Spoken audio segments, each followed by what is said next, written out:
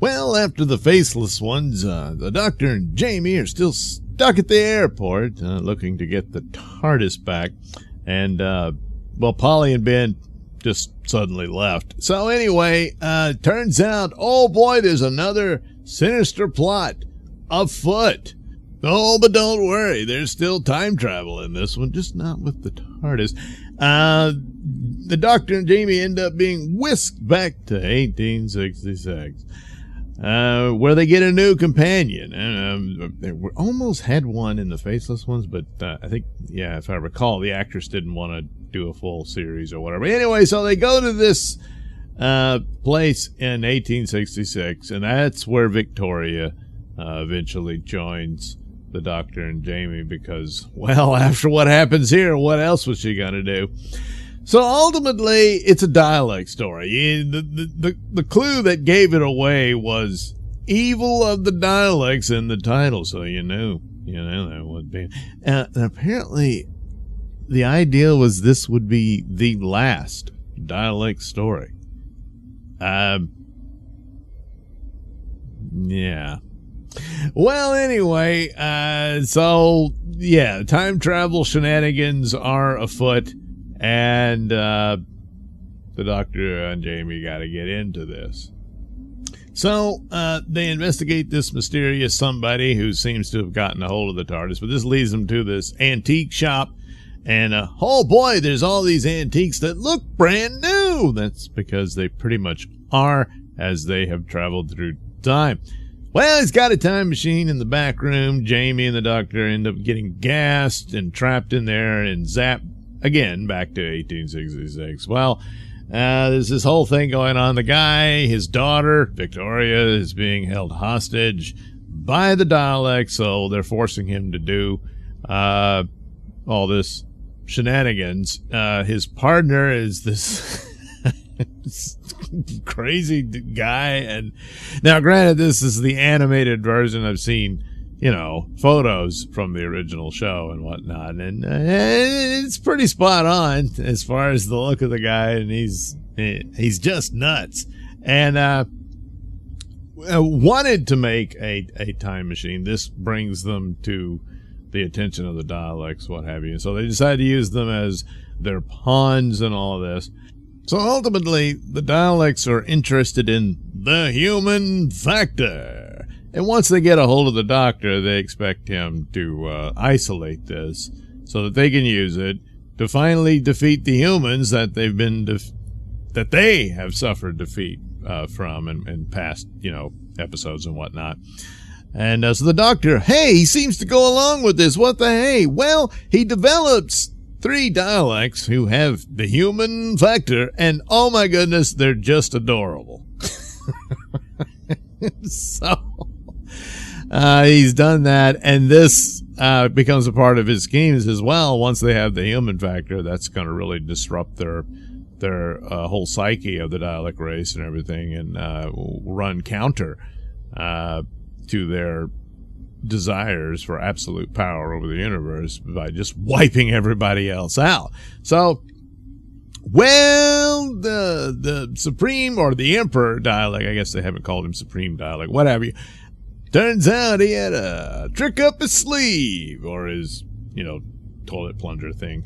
Anyway, the Doctor and Jamie, they got to follow. The Daleks escape. They've got what they wanted, seemingly. The crazy bearded guy, Maxtable, I think, was a traitor. He was working for them because he thought they would give him the secret to turn lead into gold, idiot. But anyway, they go to Skaro. No, the real plan is to reverse this thing of, the Emperor Dalek didn't want Daleks to become human or think like them.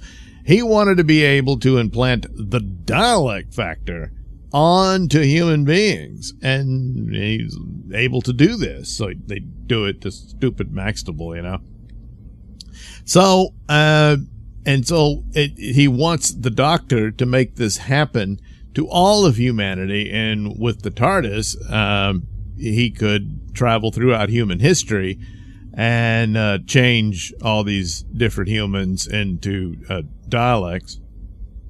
At least mentally, and then there you go. Humanity's defeated before they even ever encounter the Daleks in the first place. So this is this really crazy plan, because of messing with time and stuff. But they're Daleks. What do they care? So the Doctor again seems to go with this because supposedly he's been hypnotized and turned into a Dalek the way Maxtible was. But guess who else has something up his sleeve? That's right, the Doctor does. So, and also they forgot he's not human. I mean, the Daleks should have known better that he's not a human being because, boy, you really don't look like you used to. Anyway, as he goes, he pulls a fast and loose thing. So the Daleks, they want to become super Daleks. So as they're passing through this arch that converts people into Daleks, it is now converting the Daleks into humans. So now there's more Daleks running around with the human factor. And so now there's like a civil war within the Daleks on Skaro. And so Maxtible ends up running into the burning city. I guess that's the end of him. A Dalek nearly kills the Doctor or fires on him, and Victoria's father takes the bolt and dies. So there you go. Victoria is now orphaned.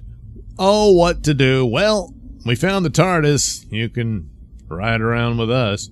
Because she's got nowhere to go anyway because, they were at... That was Maxtible's house, I think, where they were doing all these experiments and stuff. And the Daleks blew it up, so there's nothing left there either.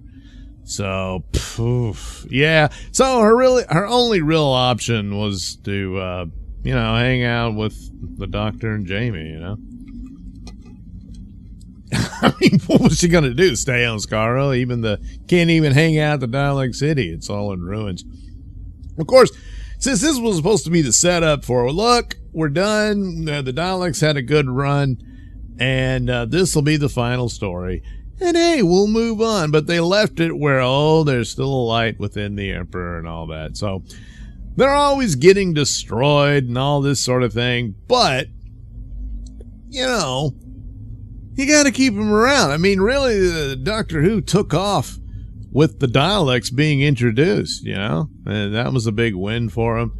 And they're the ultimate enemies, the ultimate villain of Doctor Who. It's not the Master, it's not the Cybermen and all that. No, it's the Daleks, and that's just the deal.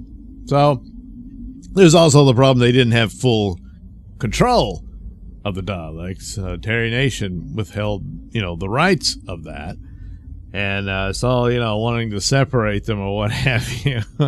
So, we can't control it, But they need each other. The Daleks without the Doctor, that's not going to go anywhere. The Doctor can go a lot without them. So the Daleks really need the Doctor more than the other way around. But they are the ultimate villains of the Doctor. So sooner or later, they got to show up. And that's just the way they're stuck with each other, Yeah, it's sad. But for it to end like this, what a strange thing. It's mostly in this, in the 1800s with the Victorian mansion and all that, and the weird experiments, and then their own machinations destroy them more or less, which it's typical and pretty sound there, and it's the Doctor manipulating them and whatnot when he figures out what's going on and takes them down. So I guess, but they're this conquering space army that runs around and just just collapsing worlds everywhere, and they basically step into a pile of dog poo and stumble around and fall over and hit their head on the toilet and die. It's getting to that, I don't know that this would have been a satisfying ultimate end of the Daleks. So So, but it was a situation, I think, born more out of the creative control and back and forth with Terry Nation and so forth. And also, I don't know, maybe he was thinking, look, I don't know what else to do with them. But I think he was trying to sell them off as a separate entity unto themselves, that would have been, even at that time, it's, Doctor Who's still rather young in those years. I don't think you could have separated the two.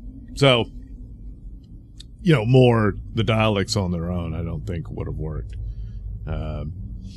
Because ultimately everyone's like, where's the Doctor? Where's the Doctor? Where's the Doctor? And eventually he's got to show up, So, there you go. It had a lot of cool elements to it. I had fun watching it.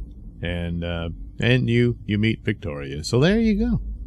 Evil of the Daleks.